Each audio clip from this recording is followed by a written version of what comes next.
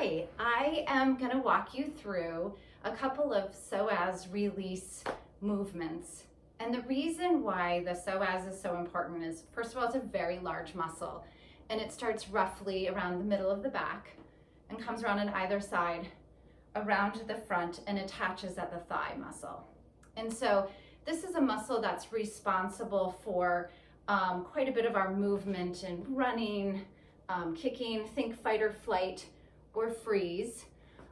It is also the muscle that's responsible when we're sitting a lot at our desk and it can get very tight. And when this muscle becomes tight over time, it can create imbalances and potentially lead to some injuries. So want to avoid that and avoid discomfort. So that's the purpose of this exercise. The other piece about the psoas is oftentimes it can be related to emotion. And so thinking about those who are spending the time at their desks all day long in front of the computer, doing telehealth, that oftentimes it's that muscle that's responsible for leaning in and listening and paying attention attentively. So once again, let's start on our backs.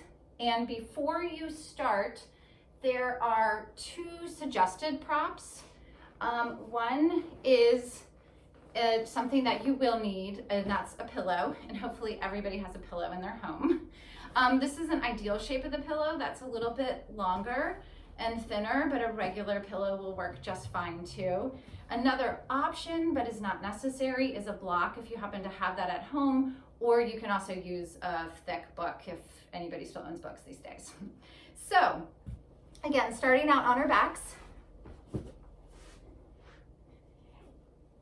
and placing, lifting the hips and placing either the block, book, or pillow underneath your hips. And you want to place it under your tailbone, not your lower back. And the tailbone is the flat part of your back. And as you place that under the tailbone, just pay attention to how that feels. If you feel a little bit of pinching in your lower back, then make some adjustments because the pinching is not the sensation that we want to have here. And then once you're settled in, straightening your legs. And what you're looking for, what we're getting at here, is a very gentle stretch along the front of your hips, your hip flexors. And if you're lucky, you'll have some cute assistance like I have right here. And settling into this position, just letting your body soften. And as it softens, feel how it gets heavy on the floor. And if you would like to intensify your stretch, grabbing your right knee and gently bringing it towards your chest.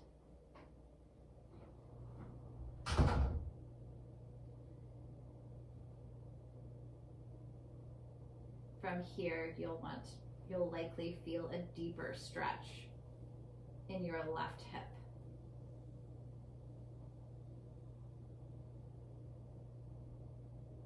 Again, relaxing the shoulders.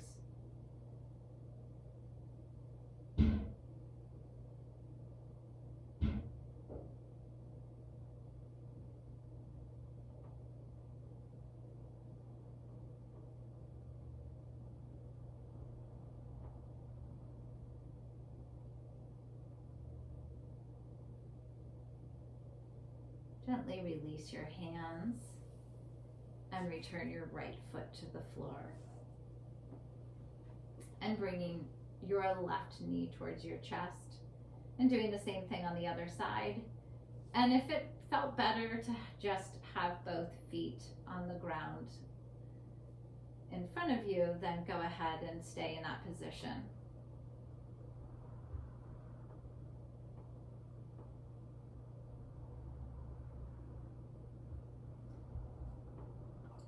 On your exhale, notice if your leg softens and deepens.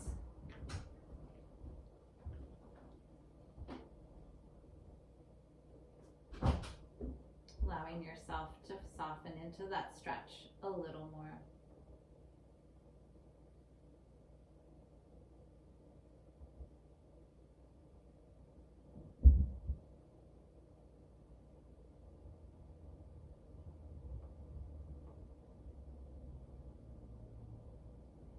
And releasing the fingers and lowering the foot back to the floor. Lifting up the hips to remove your pillow or block.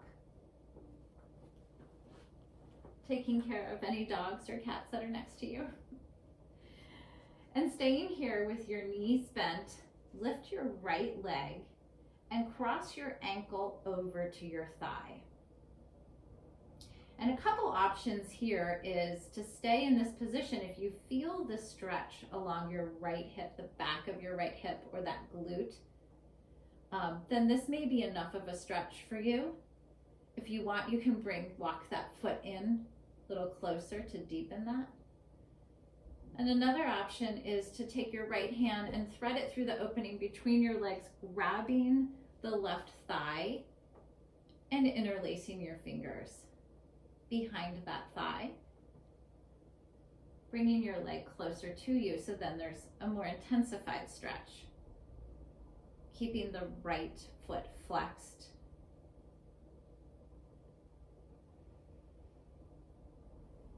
Again, using your breath to lengthen your muscles and deepen your stretch.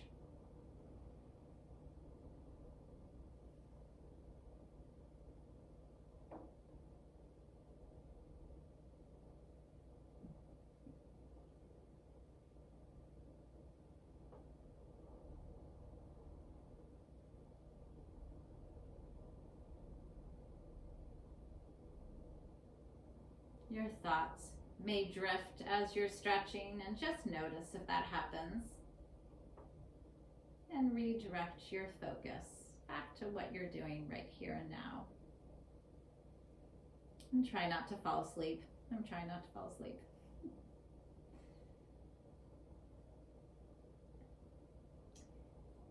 And lowering that left leg, unwinding.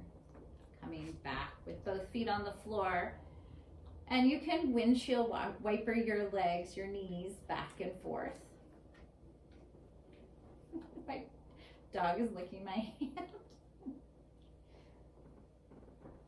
They think they're not getting enough attention, apparently.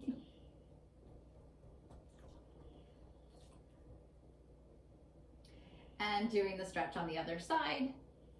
Again, take your stretch of choice. If you feel enough of a stretch here with your left ankle crossed over to your right thigh, then staying here or walking your foot in, or threading your left hand through that opening and grabbing the back of your thigh.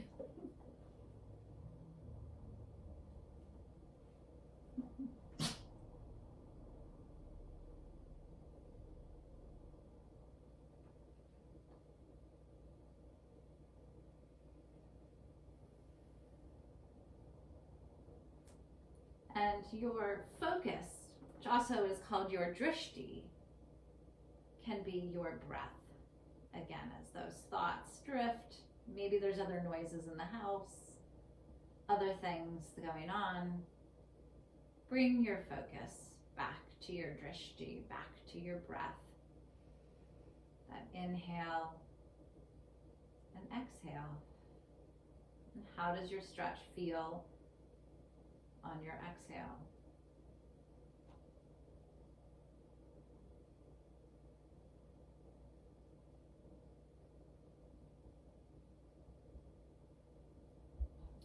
And coming out of this, winding the legs, rolling over and coming into tabletop. Meeting here. Lengthen the right leg behind you, lifting up very gently, and then crossing that leg over your left foot. It doesn't have to be very far. The purpose here is just to feel a stretch along the right side of your body. where you place that all depends on how it feels for you. And so once your foot is placed, bring your focus, again, your drishti, or your gaze, and look at your toes of your right foot crossed over. This will help to intensify the stretch. And if this feels good, stay here. If you want, you can add a little more length and walk, shifting your weight to your left side. Walk that right hand ahead just a little bit.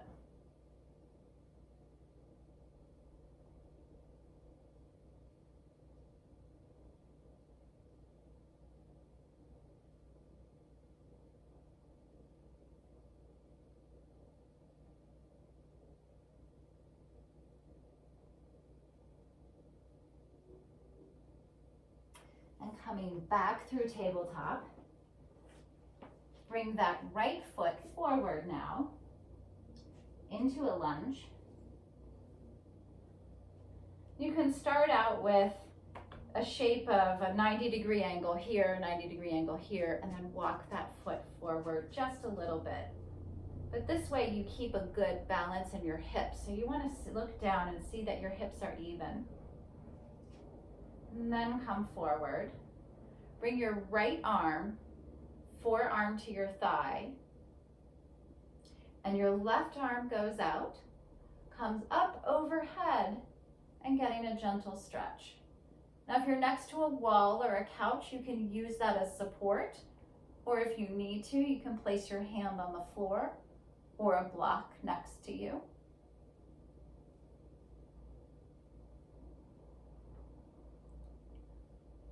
Think about lengthening those fingers and reaching the fingers for the opposite wall while keeping your shoulders relaxed.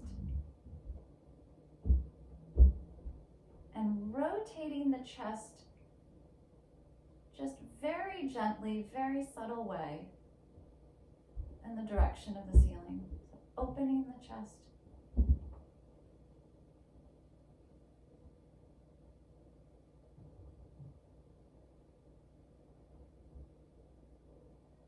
Inhale and exhale, lifting the arms up out of that stretch and coming back into tabletop. Whatever way you do it, it doesn't matter. And then lengthening the left leg behind you. Now we're doing the same thing on the other side. Cross that left leg over the right.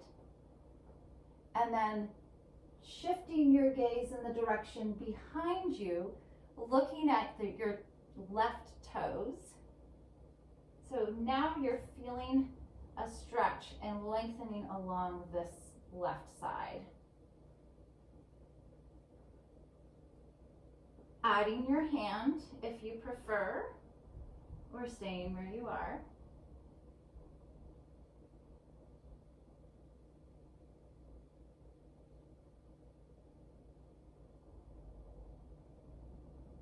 Don't forget to breathe.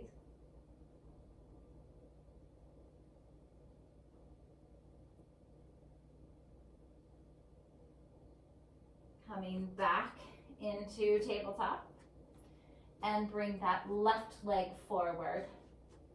Again, starting with 90-degree angle in front and back, and then scooting that foot forward so that you can shift your weight forward just a little bit.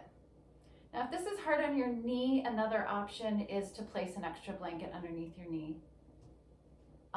Keeping your toes tucked helps to give a little extra stability. You can also do with your toes untucked. It's all in how it feels for you. And then your various options of holding onto a wall or a chair, hand to the floor, or forearm to your thigh. So left arm is down, and the right arm reaches to the side and lifts overhead, and your right fingertips reach towards the opposite wall. You're feeling a nice long stretch and length along your right side. Again, rotating those shoulders and the chest So you're peeking out from underneath your arm.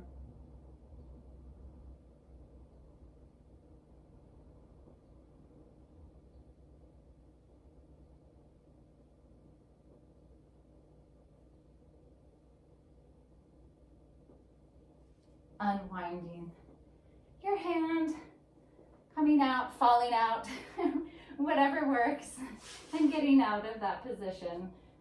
Coming back to tabletop, staying here.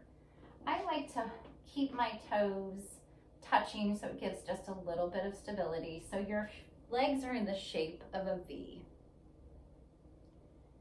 Bring your arms up overhead, palms together.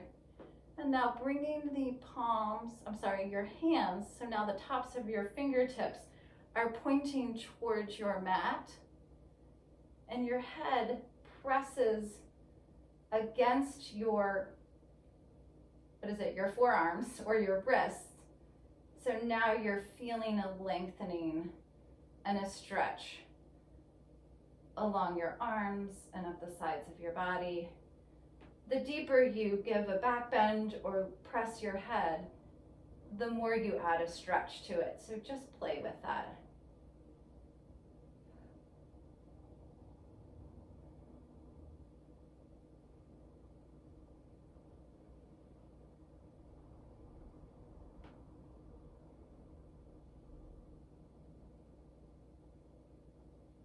Release the hands.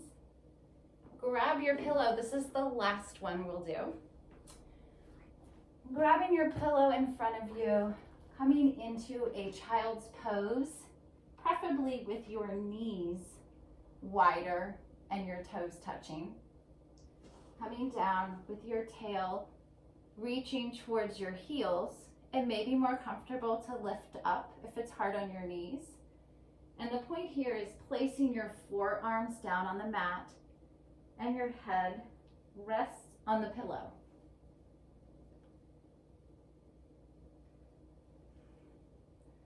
If it feels like you're smushing your face, you can also rest your cheek to one side. And walk your hands out in front. Another option is walking your hands to your side. And playing with this position for just a moment to see what feels right for you.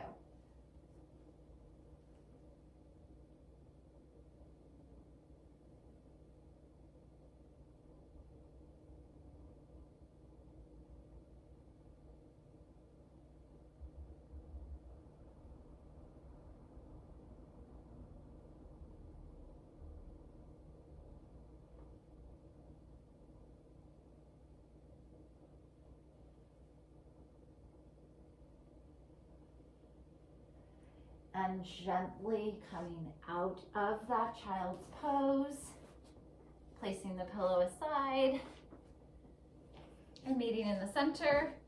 And thank you for taking the time and joining me for a moment. Namaste.